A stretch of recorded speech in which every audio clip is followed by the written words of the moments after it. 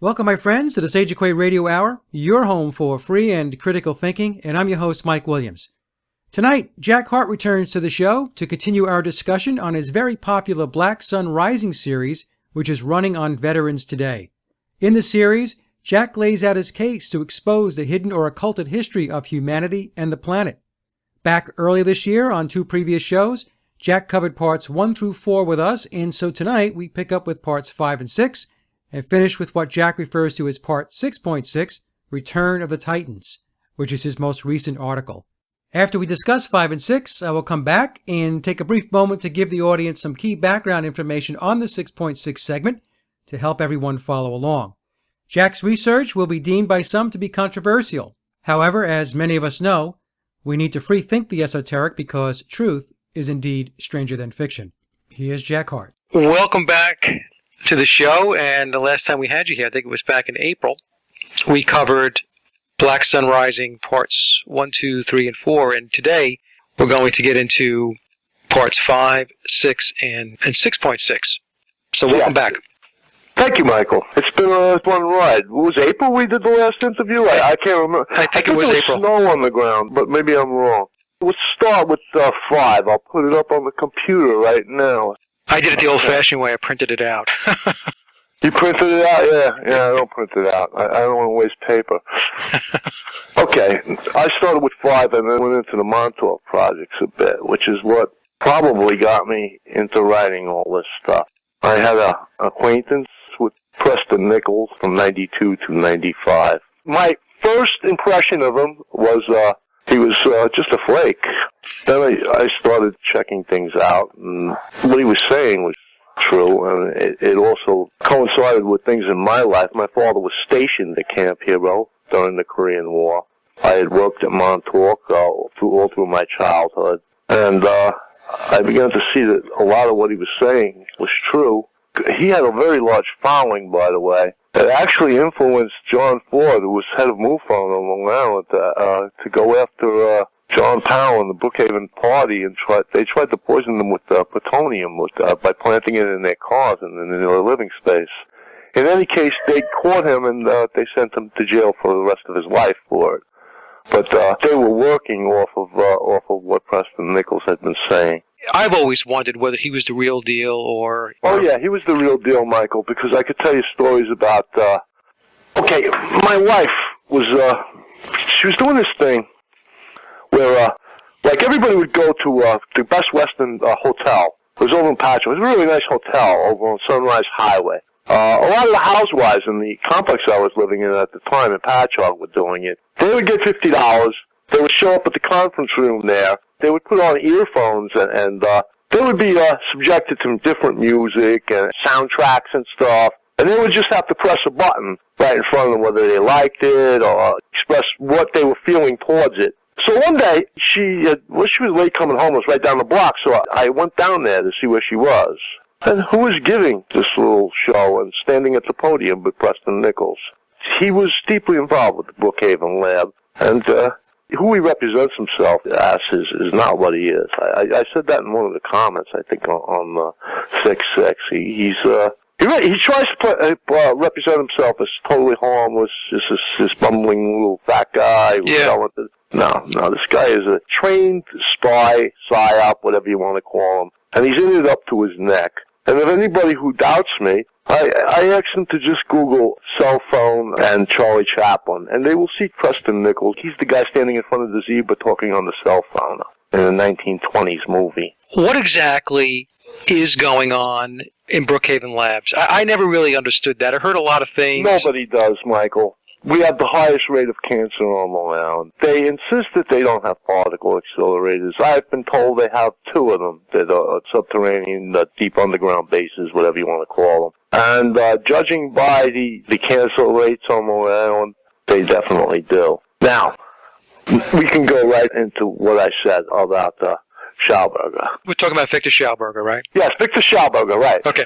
When Schauberger was an old man, he was like 72 years old. He was suffering from emphysema. He had a heart condition, too. He was talked into coming here by a German national who would come over, and he had formed an allegiance with a Texas billionaire. Now, they gave him all kinds of stories about fame and fortune, and they were finally going to release his patents. It was a consortium. It was called Donner Gersheimer. They actually flew him over from Austria. They got him here. They confused the hell out of him. He met with personnel from the Brookhaven lab, supposedly to assess the feasibility of his ideas, but they already knew they were feasible because these guys were already experts on what we were calling vortex technology. What they did is they had him sign a bunch of documents turning over to them everything that he ever did on his vortex technology. They put him on a plane back, and he was already a broken man, and he lived 5 days after he got back to Austria and died. That essentially signed over to the Brookhaven Lab and Gersheimer Consortium everything Schauberger ever did, which is why you cannot get your hands on any of his papers anymore. Anybody who has any doubts that Schauberger was doing what he was doing, there was a lot of witnesses. And just the fact that this whole trip to this consortium in Dallas and to the Brookhaven Lab is documentation enough to tell you that something was going on. Well, and Victor Schauberger, he wanted a better world for mankind. He was working on stuff that was going to make the world a better place. So are you saying, Jack, that Schauberger's work, which was essentially stolen, made its way over to Brookhaven Labs? Yes, that's exactly what I'm saying. Okay. Maybe I took a roundabout way, but I was trying to use names and dates. But anybody who wants the names, places, and dates can look on the bottom of 5. It's all there, a full account of it. This guy he's like a tragic figure in history. He actually, when the National Socialists took over in Germany, Hitler had a meeting with him almost immediately. He was one of the most famous scientists in the world already. His ideas, they were different, to say the least, but he wanted a world based on the technology that worked in accordance with nature, not against it. So he had scheduled for like a half-hour, an hour-long meeting with Hitler, and Max Planck was there. He's the father of quantum physics. Right. So him, Hitler, and Planck met. The meeting went on for hours. It went way over time, and everybody wanted to see Hitler at the time, but, they were just put off by they talked. And he told Hitler that, the Third Reich that's going to last 1,000 years is not going to last but 10 years with the way you're doing things. And he wanted to change everything around. And Hitler was a mystic. He was a trained mystic. He was enthralled. But Planck, who was a rigid scientist, he was not so enthralled. And he ended up scoffing at him and telling Schauberger that nature has nothing to do with science. They're two different things, and the meeting sort of ended like that. And for years, for the next 8 years, Schauberger more or less worked in obscurity. He financed himself until finally he was approached by those terrible SS guys, and they told him that Hinkle had been stealing his patents, and they told him to put his wallet away because he was looking to patent his repulsator. They told him that he was now working for them, and he had carte blanche, and there's sporadic documentation about where he was, who he saw. He sooner or later culminated with 5 machines they wanted him to build, because he had made a lot of the demo type stuff, small stuff. He had made an actual propulsor that supposedly shot up into the ceiling of the hangar it was in and blew itself apart. But they had asked him to stop tinkering around with demonstration models, and they wanted the real thing. Yeah. They asked him to build 5 different types of machines. These machines were a machine for biosynthesizing hydrogen fuel from water, another that naturally produced intense heat or cold. 5th was dubbed the Fliegerede Schreib, or flying saucer. There was a water purifier and an energy device capable of generating high voltage electricity. So he was into really free energy production. Was he? My understanding, Jack, reading your article, is that he was using the ether. What he did was he used a process called condensing. He was watching a trout one day in the stream, and we've all seen this, and I often wondered about it myself. I'm a fisherman myself. They can sit in water that's doing 10 miles an hour, and they just seem to sit there, and it's behind the rock, it's out of the current. Put your hand back of that rock and see if it's out of the current. And the fish just manages to suspend itself in the water. And he reasoned to himself that the fish is not using, he knew it wasn't using kinetic energy. He reasoned to himself that it was using another kind of energy, which he labeled as condensing. It had been discussed before by Einstein and a few other scientists. It involves freezing atoms to an absolute zero, and they coalesce into another type of material that's actually capable of producing energy on a mass scale, and it can be measured. It can be measured as a wave. And this is called condensing. It wasn't actually proved until 1995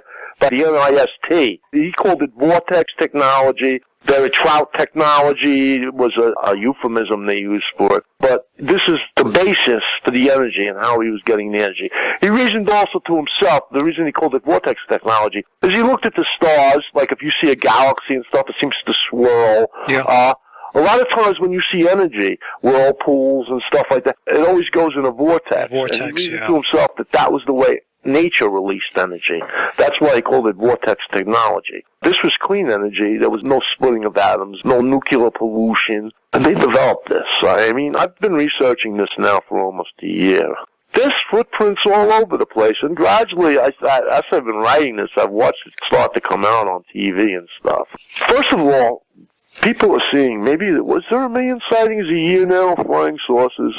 Does anybody still believe that they're hallucinating, they're seeing swamp gas, that these things don't exist? I mean, are you sure the Pacific Ocean exists if you didn't see it? I mean, it's gotten to the point where it's idiotic with the debunkers. The things are there. You know, how did they get there? Is it little green men from Mars? Maybe, I don't know. What I'm starting to read now is maybe there are aliens. I never believed in them before, to tell you the truth, and I think I've told you that. Yeah. But certainly, man has a technology that he's not talking about. I want to ask about that repulsator that Schauberger was working on, or that he actually did work on. So that was a levitation device, right? Do we call that anti-gravity today? Anti-gravity, right. Okay. Right. Okay.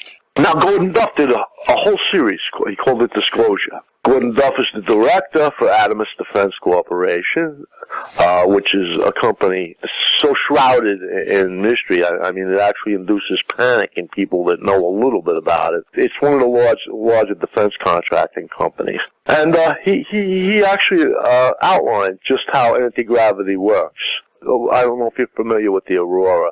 Yes. It's supposedly a theoretical plane that everybody knows exists that can do, I think it's, 30,000 miles an hour or something. It's responsible for these contrails you see that seem to go like little puffs in the sky. And you're talking about the triangular, correct? Yeah, right. Well, they're calling it the Aurora. That's what Nick Cook called it when he wrote Hunt for Zero-Point Gravity. He's a writer for Jane's Defense.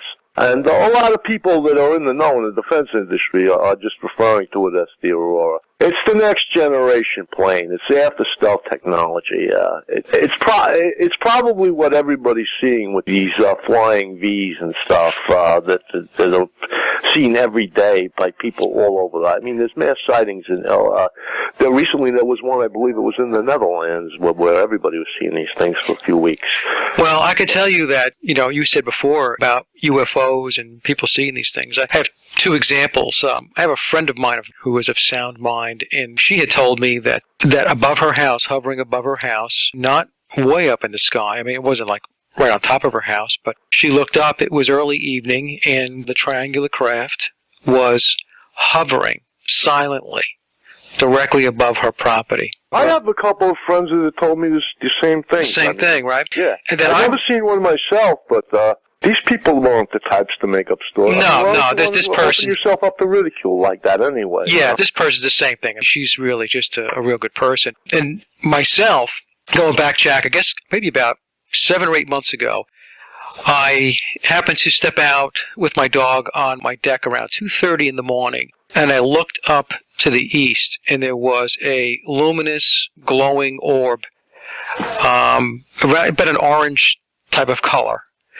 And it would move, and then it would stop. It was clearly not an airplane because of the pattern. I mean, the way it was moving in the sky. And it clearly wasn't a star or whatever it may be because of the color. And I must have watched it for a good 15, 20 minutes until it finally disappeared. So I think if we look up at the sky, there's stuff up there that if you look at it long enough, if you look at the sky long enough, you're going to see something that you can't explain. Yeah. Using Cartesian reality. Because I'll tell you what, Cartesian reality doesn't exist. I printed out a link on my latest Black Sun Rising piece. It's link 11, and it's in the sources.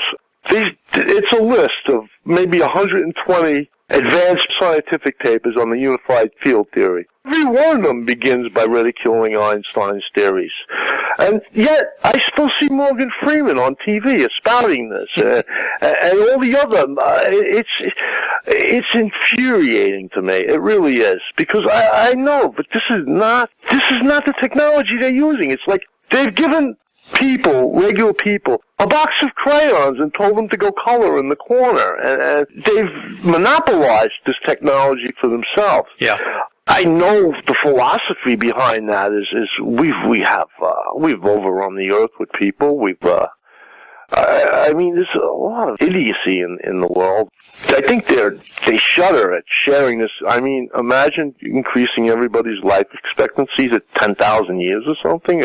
What would happen to this planet? You know, it's that Malthusian thing. This is what goes through their heads. The ignorance, the religious intolerance, this is not the way they think. But they can look at themselves and blame themselves. They've allowed the Pope to go on and on. They've allowed the rabbis to go on and on. They've allowed the imams to go on. And there should have been a stop put to these people a long time. Somebody should have stuffed a sock in their mouths and threw them in the closet. Yet we still have this worship of death, these death cults. Abrahamic religions, they're all death cults. That's really what they are. They're myopic, they worship death, and then they want to make more and more and more children. I would urge people to look at what they're seeing. Like, everybody wants to talk about a breakaway civilization, and why don't they share it? That's why they don't share it. They have their reasons. Damn good reasons, though. Yep, I agree.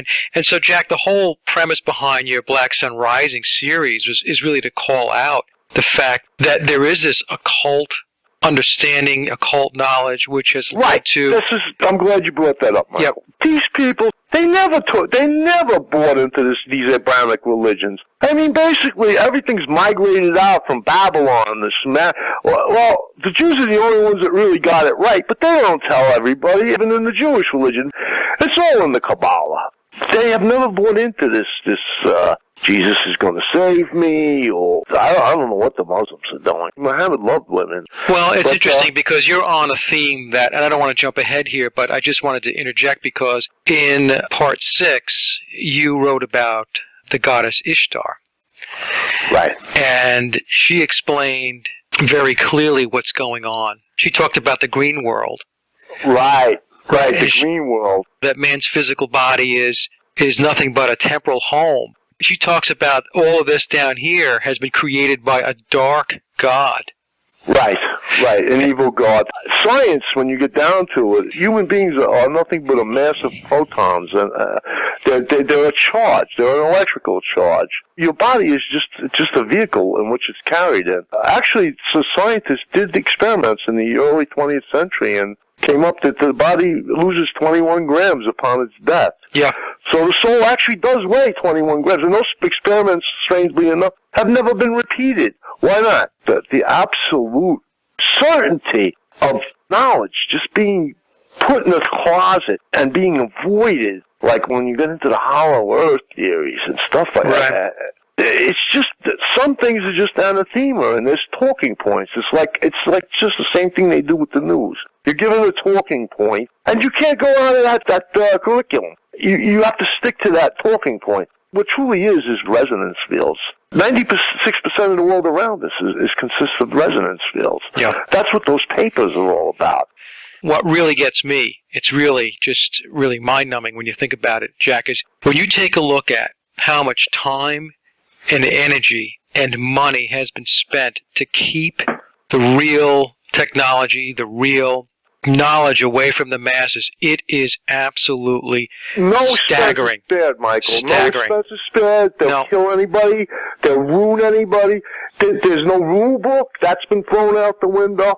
And you have people like Wikipedia. You have the media, which is controlled, as we all know, by only... Oh, you have National Geographic, you have the Discovery Channel, you have the History Channel. Is owned by the Grosvenors, who are the richest family in England. Their cousins own the Smithsonian. I mean, as soon as any find is made, they show up with a team of crack debunkers, and they start burying things and depositing them in the basements of vaults unknown in museums. And then they'll make a program with, it was a kite cult. They were worshiping kites, like with the Nazca Lions. They worship seashells. I mean, just demented stuff. It makes no sense. You know, maybe they're right about people being so stupid they're not ready for this. If they buy into some of the things that National Geographic and the Smithsonian say, and this is being taught in the halls of academia as knowledge, and a thinking person is buying into this. You know, if I was sitting in the classroom, I would be questioning that professor that was espouting this. He'd be sweating bullets. But they just buy right into it, you know. Well, that's the part. That's the part that's staggering about it. You have people in academia, you have these professors. Now, some people would say they know better, and they're just teaching the propaganda. My position is that I think they just believe the propaganda. I agree with you, Michael. They do. So even the people who are supposed to be the experts and really smart and everything else, even they are so adrift. They're so far from the mothership. Michael, that burns me up so much when they present these people on our boob tube. They're an expert. An expert on what? You know, I know a lot about archaeology, okay, and anthropology. And the people they present as experts, I couldn't even have a conversation with them. To me, I look at them like they're 7-year-old children. They know nothing about archaeology. I mean, like I said in the first part of Behind the Bush, pick up forbidden archaeology. Everything they say has been debunked 1,000 times over. There's all kinds of evidence saying that, no, this is not what happened. They picked and chose and presented only the facts that benefited their theories. And then they ignore everything else. And if anybody dares to say any different, they're crazy. They're a quack. Okay, now you make a TV show. Right. You call yourself National Geographic or the Smithsonian. You're accepted. You're supposed to be a standard, okay? And now you just presented a moron as an expert. Really. And now a kid is listening to this. It's a gradual inculcation into stupidity, into permanent slavery. That should be the opening theme song when he says, hold on, welcome to eternal slavery, you know? Maybe we could have like a Metallica type band. Selma Hayek and From Dusk Till Dawn, you know? Well, maybe the tales of Ishtar saying that all this will be rectified in the next age. Rectified now, Michael. It's being rectified now. I'm hoping. It's even, and we'll move on here to part 6 in a minute, though, but you were talking about archaeology and all this stuff, and I just wanted to put in there, it's even the whole thing with the pyramids, where they're saying the pyramids are tombs, not tombs. Right. That guy, Z.Y. Howey. Yeah. I just want to reach through the TV set and pull his tongue right out of his head every time I can't even look at him without frothing at the mouth, I'll tell you. I remember when they presented him to the world. Instead of debating Graham Hancock or David Childress or somebody like that, who does he debate? A psychic from the Edgar Cayce Foundation. Really? You can't, like Jim Dean says, you can't make this stuff up. I mean, go back to the archives and see when Dr. Z.I. Howey was first introduced to the world. He debated a psychic, and it wasn't even a first-rate psychic from the Edgar Cayce Foundation on what the pyramids were. And now with the Bosnian pyramids, the guy who found them, I hope he gets together one of those armies that are roaming around the Ukraine and prevents them from getting within 20 miles of that find, or they'll do what they tried to do, or they're doing successfully at Göbekli Tepe. Oh, yeah, which is building a plywood canopy over the whole thing. Yeah, that's and not letting anybody in to even see it. Yeah. That's a travesty. That's unbelievable. I think the guy that's got the pyramids in Bosnia, I think he's got it under control, but because over there, it's the rule of the gun, and he's probably got his own little following there. Well, because they ain't gotten close to that place, you know? All they can do is throw rocks from 20 miles away at them, you know. Oh, it's not a pyramid, it's not a... And meanwhile, he's showing you bricks and stuff. And it's not a pyramid. Well, what is it? It's a natural form. Everything's a natural formation to these guys, you know? And they've actually been able to measure the energy. Right, the intensity of the energy within that pyramid. The water runs through the course. It acts like a giant transceiver. It actually sends signals out into outer space. Well, it's the same thing. It's the same construct they have with the pyramids in Giza. The same thing. Right. Yeah. Right, you were telling me that. Yeah. Right. So, what I wanted to do, Jack, is that now we're going to maybe segue into, because this is the perfect moment to segue into part 6, where you start talking about the Thule Society and Vril. Oh, the Thule Society. And we start to really get into some of the more esoteric and the occulted types of stuff. So what did you want to tell us about part 6? The Thule Society. I'm glad you brought them up. Where do we start with the Thule Society? Who were they? Nobody really knows, but I would hazard a guess they were an offshoot of the Bavarian Illuminati. They constructed the Nazi Party. They trained Hitler. They taught him how to speak, how to conjure, how to present themselves. Then they introduced them as party member 555. And we will be getting into 555 too, because somebody wrote a book about, and he talks about 555. There's somebody named Aleister Crowley that we don't want to really talk about yet. But he was at the bottom of the Thule Society. Also, you had the Vril Society. They came from a thing called Ordo Bucentoro. That is what the Black Madonna and the swastika is mostly about. They became active again in the early part of the 21st century. They're a 500-year-old order that started in Venice. They worship the goddess. They've been trained and schooled in magic, supposedly maybe out of Sumeria itself. They have a website, comes from out of Italy, but traced it comes from out of Germany. There's a lot of switching off, because in Germany a lot of what they're saying is illegal. So you're talking about there's a current day Vril Society? Yeah, yes, that's what I'm telling you. Yeah. Okay, because I was thinking going back to Maria Orsic, but you're saying there's a current. They disappeared. Maria Orsic and the followers all disappeared at the end of World War II. They made a prophecy too that they would reappear in 1992 and 93, or I think it was 2004, 2003. But in any case, the dates coincide exactly with Preston Nichols and his writing of the Montauk Projects in the early 90s, and then the reappearance of this Vril Society. I have the link to it. I have to warn people that they'll have to run it through a Google Translator because it's all in German. They're called CausaNostra.com. So Cosa Nostra is the new Vril? Yes. Okay. Yes. Got it. All right. It's all women. Extremely beautiful women. They have hair down below their hips, and because they believe that the hair is used for channel. They're extremely wealthy, most of them, too, from what I see. If you go through the site, you see pictures of Maseratis, Porsches, villas, and castles, and actually Putin's in their pictures, too. I think they're trying to say that he's a member. They played a very, very important part going back to National Socialists, right? Their channeling was... They were doing automatic writing. They translated it to an ancient type of Sumerian. It's about 4,000 to 5,000 years old. The Germans had the best scholars. And they had to translate that. They translated it, and they found out it really was Sumerian, that these girls were just writing. They didn't have the educations to do this on papers. Now, they were picked up by none other than Schumann, of the Schumann Resonance. And he started drawing up plans, because it was plans for a vehicle that could transverse the ether, go through time and space. The leader of the Vril was, I mentioned before, Maria Orsic. Right. And so what was happening was they were channeling, and they were doing automatic writing, and that automatic writing, they were writing in ancient Sumerian. Yes. And the scholars had to translate the ancient Sumerian into German, and then when they did this, what transpired was, I guess, the schematic for a flying disc. Right. Okay. There was actually, I think they had patents on it and stuff, and when Schumann was working on it, he was working directly for the German government. Right.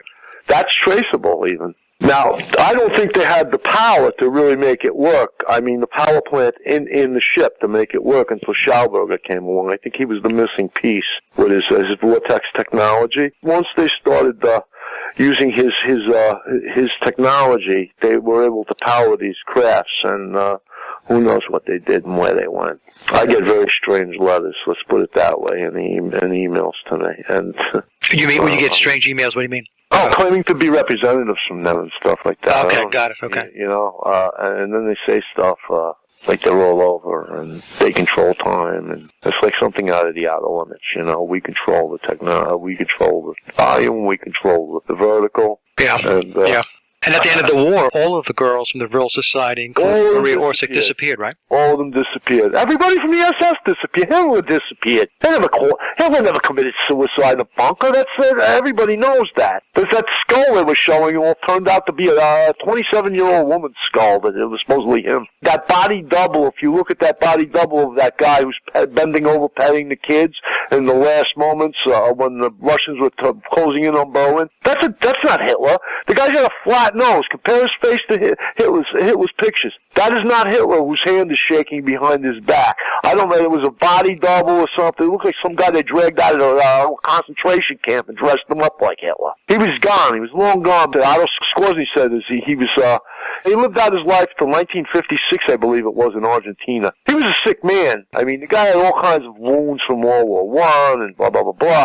But he lived out his life peacefully in Argentina until 1956. Yeah. The rest of them, like Kamla, and if you go on the site, on the Cosa Nostra site, they'll tell you exactly who was really in charge of all this. Every one of them walked. I mean, the Nuremberg trials was nothing but a show. The only reason they left Goring behind is because he was a fat drug addict and he was useless. I mean, by the time they put him up on the stand, they cleaned him up, and I think he held off 100 lawyers at once. The guy was so smart.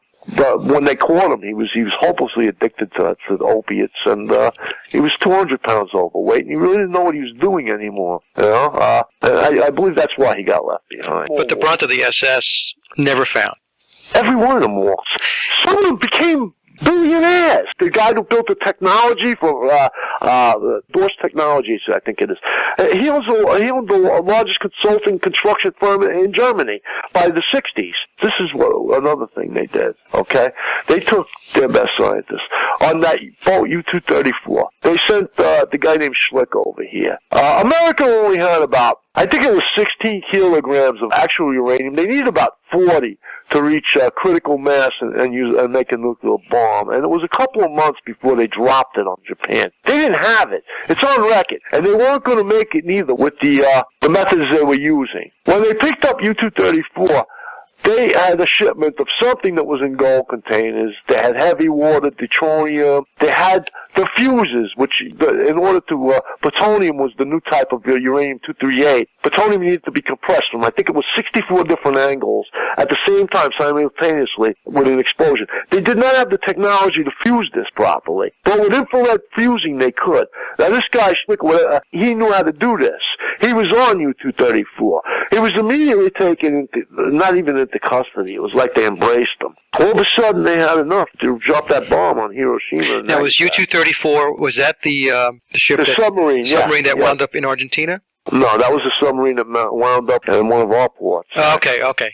I don't even know what their story is with it, but we're supposed to be going to Japan. And at all the most advanced technology. This is what they tell people, by the way. This is not the true story, but it had all the most advanced technology of the Third Reich, and they were taking it to Japan because Japan wanted to continue the war, and like good allies, they were going to give them everything they had. There was 2 Japanese officers aboard the craft, and I think it ended up in Portsmouth, Maine, somewhere in Maine. And right before, it was the Coast Guard had spotted it supposedly, but I don't know how that happened. And then these 2 Japanese officers conveniently committed hara-kiri, and the boat ended up in Portsmouth, and the United States got all this technology. But they never said nothing about. They did not have the ability to make enough plutonium or uranium-238 to reach critical mass or to fuse the plutonium. None of that's ever mentioned in organized history or mainstream history. But if you look at the manifest for the ship and statements made by people, it was all on the submarine. And there was a scientist who was it was their top electromagnetic scientists, outside of the ones that they kept for themselves. They were top electromagnetic scientists they were willing to sacrifice. I believe his name was Schick or something like that. Now, he immediately was embraced by the American government. They flew him all around. He was giving lectures to all the big defense industries. And within a few months, they had figured out how to fuse plutonium properly using infrared fuses. They had figured out that they had produced enough plutonium and uranium to reach critical mass, which they'd so far short of it was pathetic. Now it's known that Germany was testing atomic bombs in 1944. They were testing them over in the Northern Islands. There's still areas of Germany that are so radioactive from those tests that you can't even walk in them. Early 1990s, they released, the NSA released it. The bad guys, the NSA, yeah. You should look at who they're telling you the bad guys are, because generally it's just the opposite of what they say. But in any case, the NSA released it, and it was from a test pilot that actually flew through this explosion in 1944. They were testing it out. I think what they did is incinerate 20,000 concentration camp people, too, from what I gather. He made a statement saying, I don't know why they did that and tested it in such a populous area. But that is in 5, that account. Yeah. Well, this is interesting because, I'm listening, and the thought that comes to my mind is that the United States used this technology in a way that they were accusing the National Socialists of wanting to use the technology. Over and over again. I guarantee you, if a deal was made with that U-234 and what they gave them, they were supposed to use that bomb as a demo to stop Japan from waging war. Not to drop it on a city populated by civilians, but that's exactly what they did to Eisenhower and Truman. They were everything we're told Hitler was. And Churchill, he was a lunatic. I mean, they didn't even want him around after the war ended. They got rid of him as soon as the war was over. England got rid of him. The guy was a drunk and a lunatic. Everything they accused the National Socialists of doing is what they were doing. They had a little plan called the Morgenthau Plan where they were going to starve half of Germany to death. Right. That was decided against. They still ended up killing about 9 million Germans of starvation. I don't know if those were Jewish people in those concentration camps. They could very well be cholera victims, victims of... The whole country was starving to death. I mean, you show me pictures of naked corpses all starved to death. Well, according to the actual facts, that was about 1/6 of the population of Germany that could be in those camps, and every prisoner of war they had taken, too. We carpet bombed cities till there were nothing but incinerated masses. That's another thing, like, people will ask, well, if they had the atomic bomb, why didn't they use it? Why didn't they use it? The whole world, they were faced against the whole world, aligned against the whole world. They had all the power of the Soviet Union and America aligned against them. They demonstrated what they could do to Germany when they bombed Dresden and a few other cities. They just incinerated them right to the ground. Even if you did have a bomb like that, it wouldn't have done you no good. They would have dropped poison gas on them. There wouldn't have been a German left walking if they had tried to use that bomb. So they weren't going to use that bomb. Yeah, it's really, you and I spoke before we actually got on the show, and it's just one messed up world. I don't know. I'm just hoping that at some point we could turn the ship around. And that wraps up the first segment of our discussion with columnist Jack Hart. For the second half of the interview, Jack will take us through his current article, Black Sun Rising, The Return of the Titans. In Return of the Titans, Jack takes us through the strange story of Richard Shaver, who wrote a 10,000-word manuscript titled A Warning to Future Man, which was published in the March 1945 issue of Amazing Stories magazine under the title I Remember Lemuria. The story spoke of long-forgotten advanced civilizations, including those that existed within the inner Earth. Shaver wrote that Earth was then called Mu.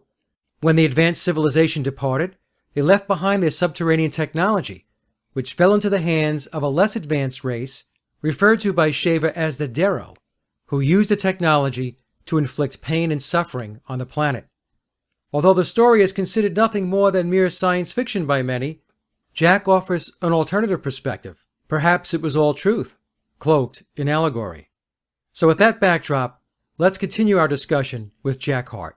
At the end of World War II, this guy named Richard Sharp Shaver, this guy appeared. He started writing about all this technology that we're now finding out that the Germans had. He's talking about sciences that are totally alien to us. What he says is the universe is made up of disintegrants and exdisintegrants, okay? First of all, mankind, the human race, are gods. They're as old as time itself, almost. And they've populated the entire universe. Nobody knew where they came from. This place was once called Mu. And our sun was once a planet.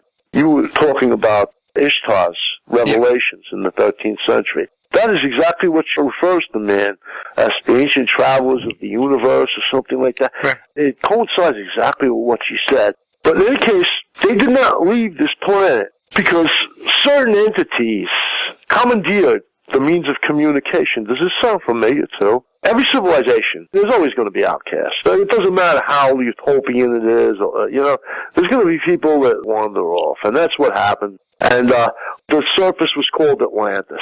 What they had was cultivation forests, but obviously he meant cultivation for food, cultivation for... It's interesting that the rainforest, how many different medical cures does it produce? There's almost 20,000 patents. But he was calling them cultivation forests. These people wandered into the cultivation forest and lived like savages.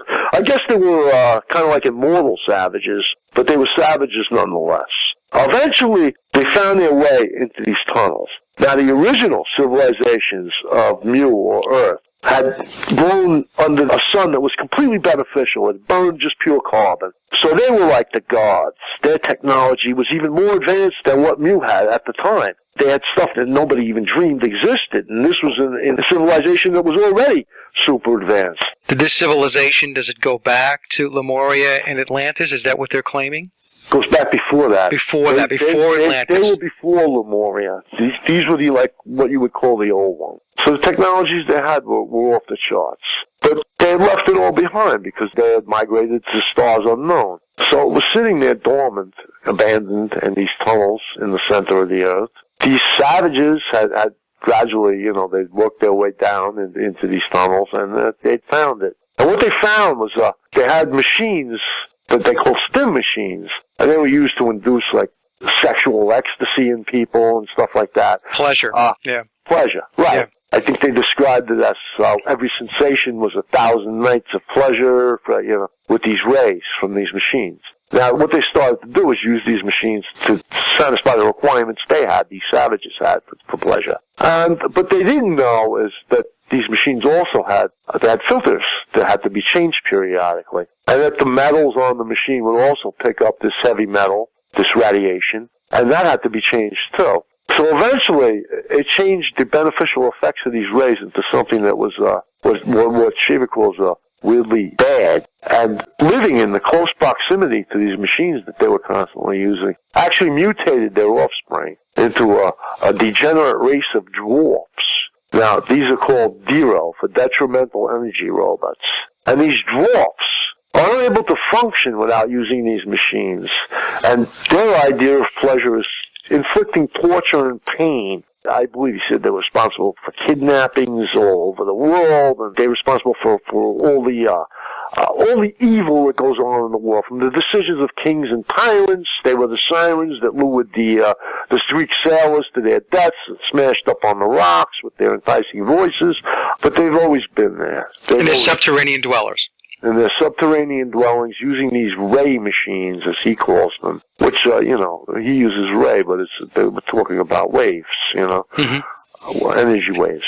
But in any case, they use these things to, actually manipulate events in this world to our detriment as the surface dwellers. And they get big laughs at it. If you're walking down the street and you break your leg by tripping over a crack in the sidewalk, there's a DERO somewhere in a subterranean tunnel that's laughing about this.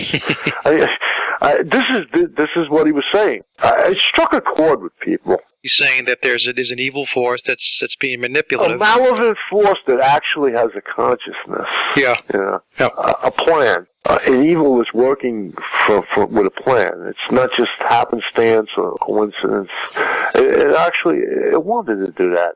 So they just stumbled upon these machines because the more advanced civilization decided that time was up. They had to go someplace else. Right. They left the machines here, and so these species of DERO, they started playing around with these machines and... Right. They were playing around with the machines. They ended up becoming addicted to them. Okay. Like we see our kids today, pressing these buttons. You can't take that cell phone away from them. They can't think anymore, And that's how these DERO became. They needed the machines to actually function. So they became addicted to the machines. Now, didn't Richard Shaver, it wasn't his claim that he actually spent years down in the subterranean? He claimed 8 years in the tunnels. But if you believe that, I got a bridge in Brooklyn I want to sell you. But I believe he disappeared around 1934, turned up around 1942. What he was doing was being trained by the Abwehr on the SS. He probably went to Germany. The city he was in was only 50 miles away from where they founded the American Bund in Pennsylvania. So no doubt he was a steel mill worker, brilliant man. Somebody noticed in the Bund Society, and they sent him over to Germany for education. That's my theory. He was making a living as a welder, right? Right. Right, so he just wasn't a welder and just kind of meandered around. And Michael, his art is being shown right now in L.A., Amsterdam, New York. He's considered an artistic genius. His writings, just like, and nobody even wanted to read Isaac Asimov and the other hacks around after they started reading him. I read in, what the hell is it? Above Top Secret, the lunatics, they're really into all this stuff, the connoisseurs of the strange, I call them. But in any case, they compare them as a cross between, L. Ron Hubbard, Charles Fort, and there was another guy, Lord Dunsay, he was called. There were three of the greatest science fiction writers who ever lived. And he was like a hybrid of all three of them. And this guy turned out book after book. You can tell by the way he writes that he's been trained in writing. Right. And not only was he trained in writing, he was trained in, he knew all about, he also exes in the photo. He tells Einstein to have a look at his work. Of course, Einstein never did, but it seemed like more or less a dare, Yeah. He was trained in science, he was trained in art, and he was trained in writing. Somebody trained him. Okay, I left a link. There's a book written about that, too, about how the early CIA, they were all trained in literature, So how did he come to know about this subterranean species, then? Because the Germans had the Pan-Babylonian Society. They'd already dug up half of the Middle East. After that guy Smith came out with the Epic of Gilgamesh, where he recounts the flood. The flood, yeah, Noah's Ark. Yeah. Word for word, 2,000 years before anybody wrote the Bible or Genesis. The Germans, they weren't about to, sit around and say, well, maybe, no, this is right, this is our religion. No, they realized the Bible was plagiarism and it was fraud. And by the way, you're always told about how the Germans hated the Jews and the Jews hated the Germans. You know what? They were financed by two of the richest Jews in Germany, too. They went into this wholesale, and they happen to have their own place called the Udersberg Mountains, which below it is a labyrinth of caverns and stuff. Yeah. People that go in there get lost. They show up 60 years later having not aged a bit. This is all documented stuff, Bill. It's even stranger than our Bermuda Triangle. There's been so much weird stuff that has went on there. They went down in there and they found these tablets that I talked about in the Chronicles of Akakor. These tablets that recorded. Now Richard Shaver is talking also in his narrative about how the narrator of the stories is told to write all this down in incorruptible metal tablets and secrete them somewhere in the earth where they will be found by future men. It's a warning to future men about what's going on. The Germans found these tablets. That's part of this whole thing with the Vril Society, with the Thule Society. They had these tablets. They had them from maybe since before World War I. That's part of what started this whole thing. So Richard Shaver, he got his information then from the German. Yes, I believe without a doubt. I don't believe for a second that he was down in those tunnels and smart. Because that's the story. The story is that he was brought down to the tunnels by somebody. I know he told a lot of stories. Okay. I just wanted to get your perspective on it. Okay. Right, and then Palmer said he was really in a mental institution, and then legitimate researchers checked that out, and he was never in a mental institution. Nobody knows. He's totally untraceable. From 1934 to 1942, nobody knows where Richard Schaefer was. I say he was with the Abwehr in Germany, and I think my guess is better than anybody else's. I'm the only one that picked up on Sharp Shaver, so take my word for it. Okay, all right. So he knew about this, and then he started writing about it. They sent him over here. It was a PSYOP. Our government is half Nazi. Come on. I hate to use the word Nazi. National Socialist. They deliberately wanted to introduce this to the world. This is what really happened. Throw the Bible away. This is the history, your history as a human being. You're not from a monkey, for Christ's sakes. The British, they tripped over themselves pushing that on people. But in any case, they wanted to gradually introduce this to the world. So what they did is they got this guy. He's a great writer. And we'll teach him all about science. Go over there. Call it science fiction. He even says, I have to write about it like it's fiction, but it's not. And that's exactly what he was doing. Okay. Okay, Palmer's another one. He was intelligence all the way. Ray Palmer. We're talking about Ray Palmer. Yeah, Ray Palmer. He was implicated in so many different things. The other guy, what was his name that cited the first UFOs? Kenneth Arnold. He ended up writing for Ray Palmer. They wanted to introduce this to the world. Wait, they got stopped by the usual suspects. But I'm getting ahead of myself. I just wanted to get the audience acclimated with how did Shaver, how did he come about writing about these beings called Darrow? In a brief summary, Palmer was the editor of a magazine, science fiction magazine called Amazing Stories. Right. Okay, it was wildly popular at the time. In 1942, he got sent a letter by what he thought at first was a crackpot, he says. It was talking about man tongue, which was the primal basis of all languages spoken on Earth. And he had a system, it was almost like a gematria in Kabbalah, where the letters could be used to describe each word, no matter what language it was spoken in. And he called it man tongue. Palmer originally threw this letter in the garbage. Then he starts thinking about it, and he starts looking at it. He takes it out of the garbage, starts looking at it, he says, and it works. It works. He publishes the letter in Amazing Stories, and he asks his readers to check it out. By the way, it's in Lemuria. It's in the bibliography. If any of your listeners want to check it out. Okay. But in any case, everybody's looking at it. It works in Chinese. It works in German. It's like 96% accurate in German. It works in every language they try it in. You got hundreds of letters. Okay, now he's excited. Where'd you get this? He writes. Okay, so now Schaefer mails him back a 10,000-word manuscript. And he calls it Warning to Future Man. And Palmer knew what he had. But he sat on it for 2 years, and he edited the hell out of it by corresponding back and forth with Schaefer, which is all, if you read I Remember Lemuria. Each chapter is indexed with the correspondence for him to elaborate on certain things he was saying and stuff. And it was published in March of 1945 when we knew the Germans were defeated for good. Okay, that's another coincidence. That's where he started writing. Okay, when it was published, Amazing Stories sold out.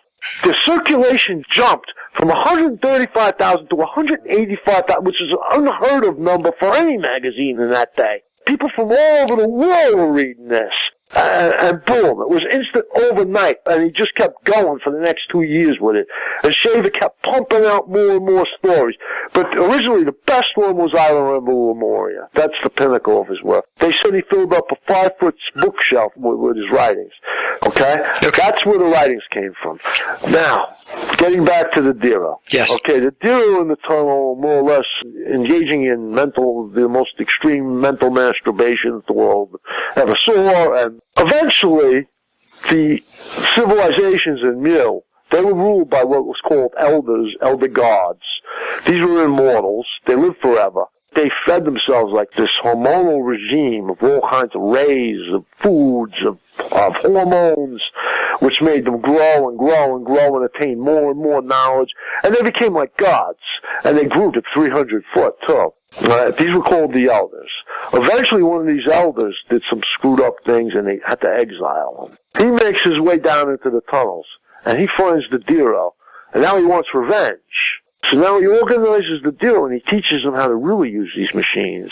So now, through selective assassination, through commandeering the information dissemination channels, they had things like TV, radio, newspapers, and stuff like that. They take over the entire planet. And everybody knows they're there, but nobody can really talk about them. Because if you start talking about them, they kill you. That's it. You're done. That sounds familiar. Doesn't it all sound familiar, Michael? I'm trying.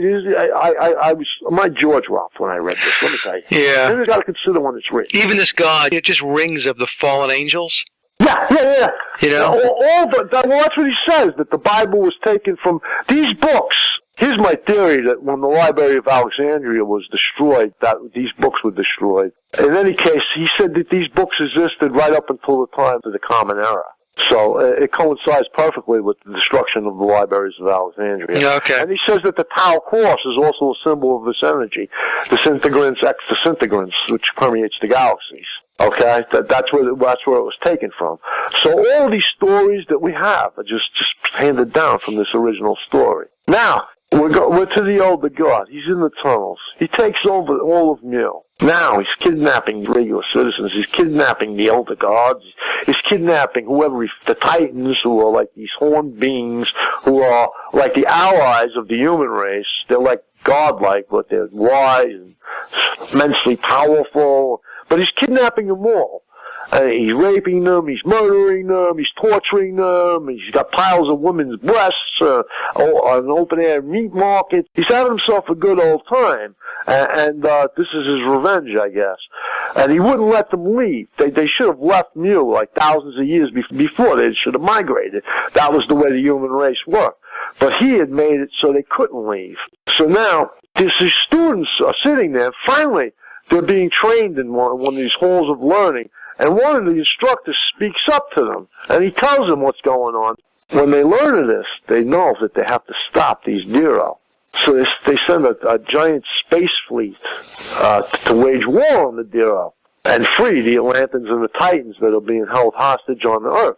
When they get to the Earth, the elder god communicates with them, and he tells them, well, this planet is hostage. If you don't turn back now, I'll just kill everybody on the planet. But they don't turn back. They end up penetrating into the underworld, where the citadel of the elder god and all his weapons are kept. And they take this giant army down into the center of the Earth. And when they get to the citadel, a massive battle ensues, which it says that the Nor were killed by the thousands because the technology that the Dero had was better than theirs. But they just kept coming. Finally, they overwhelmed. They take the city, they kill all the Dero. They spare the children, by the way.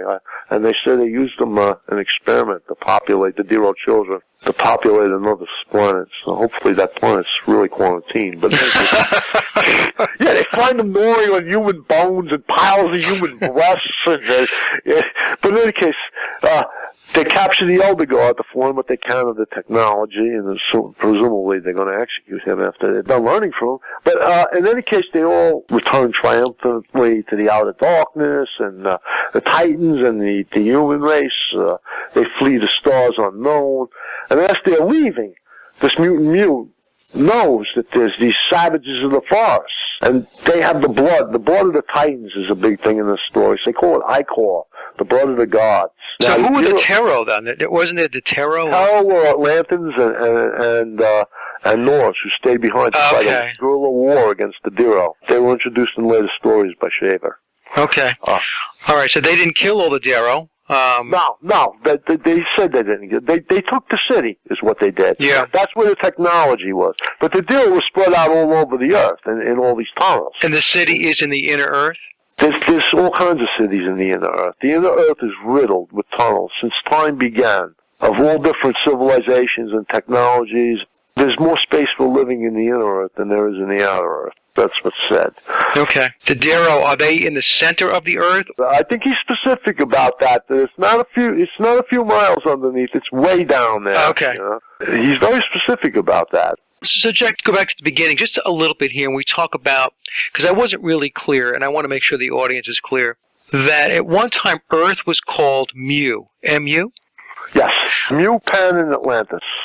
Eventually, this Queen's Scientific Literary Society, which is an offshoot of a radically Bolshevik Futurians. They were also from Brooklyn. They were all rabid Zionists. They got together and they decided that the world had had enough of Schaefer. He was making them insane. They enlisted the help of the YMCA. There's always their Christian dupes to help them. And they used the same techniques they used to commandeer the garment industry, because my parents were in the garment industry, so I can tell you this is what they did for organized crime. They interrupted a science fiction rally in Philadelphia, threatening people, screaming and yelling, carrying on, and they took it to the United States Postal Service and the editor and the publisher, Palmer's boss. They threatened him that they were going to have the magazine banned by the Postal Service, and he had enough. I guess he was in fear of his life. I can tell you from the garment industry that their next step was to just, he would have got shot walking around his house. Yeah. And I think he knew that, so he told Palmer that's enough. So Palmer resigned, and he started his own Fate magazine. And Schaefer kept writing. He wrote a pile of books after that. But, I mean, he didn't have a major publisher behind him. Yeah. A major publisher makes all the difference, as you're well aware of. Well, a lot of people can scoff at this stuff, but it's like what you and I were saying earlier. A lot of this stuff, in my view, is encoded. It's allegorical. Right, and it's. I know. Well, that's what Chronicles of Quay. I immediately told my audience that it's a 13-based code. It's taken from the Kabbalah. I mean, it's obvious. Well, and you and I said before we started the discussion, the Nazis, they didn't pursue what they pursued from an occult perspective and from a hidden knowledge perspective. They didn't spend all that money and that time and that energy just chasing their tail. It's ludicrous the way they're portrayed on TV, like they were crazy or something. The German technology was 100 years ahead of ours. I think I wrote it in part 5. It's all there. It's all the evidence. I lay out all the evidence. They jumped us into the 21st century. Why are we scoffing at the people who gave us practically everything we use today? You can go back to an article that was printed in Harper's Weekly about what they got from the Nazis. Everything from magnetic sciences to infrared sighting systems and wireless communication. All of it was invented by the National Socialists. We have a show that presents itself as National Geographic or the Smithsonian sitting there like these people are crazy. No, if they're crazy, then we must be living in a make-believe world, right? This cell phone sitting in front of me must not be real. This computer sitting in front of me must not be real. The television that these idiots are addicted to every night, that must not be real. You know this, when they do exposés or documentaries on Germany, they only talk about the bad stuff. The bad stuff. The bad stuff they only happened in the fog of war. I think there's a saying called the fog of war, Michael. In a fight, people do, especially in a fight for your life. I mean, everybody does a lot of bad things, man. They don't talk about the occulted knowledge, the hidden knowledge. They don't talk about that stuff. That's what I said, the causes of this. Yeah. This is what the roots of it were. The British aristocracy didn't want anybody to know, Jewish people have kept it, their rabbis have kept it to themselves for 3,000 years. That's what the Kabbalah is all about. You're not even allowed to study the Kabbalah, most Jews. They're not allowed near it, Yeah. I've had good Jewish rabbis. I mean, I met that rabbi who was Jews for Christianity a couple of years before he died. When I told him I was a Kabbalist, he wouldn't let me in his house for the first hour of our conversation, He thought I was a devil worshiper, And that's the way Jews look at it, too, Yeah. Wow, it's Satanism. That's why I get mad when people start talking about Satan. It's not Satan. Evil is that God of the Old Testament that's always killing something. That's evil. That's evil incarnate. But in any case, I'm getting off the topic. No problem. And that concludes my interview with Jack Hart, and I hope you enjoyed the discussion as much as I did. Jack's articles can be found by heading over to Veterans Today and Open Salon. I will include the links to both sites in the show notes below. And as always, I'd like to thank everyone for listening and visiting the blog, The Sage of Quay.